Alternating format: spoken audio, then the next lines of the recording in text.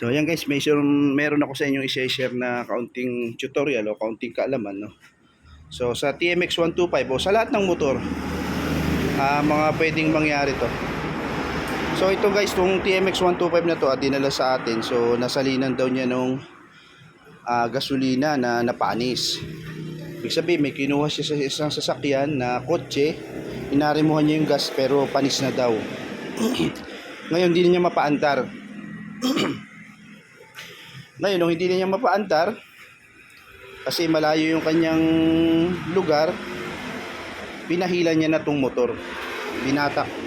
So ngayon, nung mabatak na siya, syempre, siguro in-intention niyang ikadyot o ikambyo. Siguro mabilis ang takbo, biglang ikinambyo. So ito nangyari ngayon. Halip na karburador lang ating gagawin, o halip na maglinis lang tayo ng karburador, so lumaki ang sira. So anong aral dito? So kung kayo ay may motor at ayaw umandar, kasi ang motor talagang kumidiferensya siya, hindi mo na talaga siya mapapaandar kahit ano pa ang gawin mo, no? So dito ang ginawa nung may-ari siguro, nung habang hila-hila tong kanyang tricycle, kinadyot niya pagpapa-start. So dahil kinadyot niya, nabigla si makina or baka malayo ang valve clearance. So ito naging resulta ngayon. I-share ko na lang sa inyo kasi syempre ngayon halip na karburador lang ang naging sira.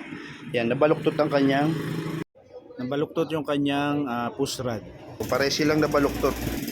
Ibig sabihin siguro ito mabilis ang takbo, bigla niya lang ikinambyo sa permera, no?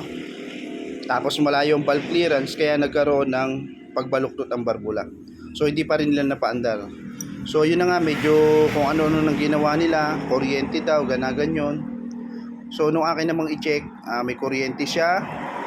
Nilinis ko ang carb, okay naman ang carb. So sabi ko, tingnan natin sa kompresyon. So pag ano ko sa kompresyon, parang hindi nahigop ng gas. So doon ako nag-decide na bunutin yung kanyang head. At ito na nga, baluktot ng kanyang push rod, no?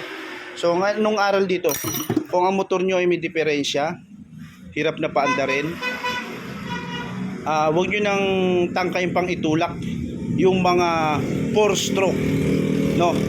4-stroke, huwag nyo nang tangkayin itulak kasi oras na kinadyot nyo yan, may posibilidad na magdamay pa ng sira, ano?